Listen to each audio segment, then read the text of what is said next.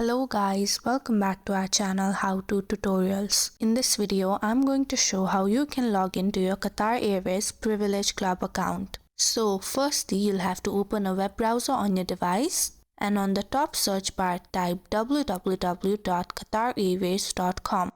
Now once you're on the official website of Qatar Airways, on the top section of the screen you'll see Privilege Club option. Click on it. Again, on the right corner of the screen, you'll see Login button. Click on it and you'll be redirected to a new login page. Here, you'll have to enter your valid email address, or you can also log in by using your membership number. Now, just below that, enter your Qatar Airways account password. After entering your password, you'll have to click on this box for CAPTCHA. Now, in case you've forgotten your password, all you'll have to do is click on this Forgotten Password button and follow through the process.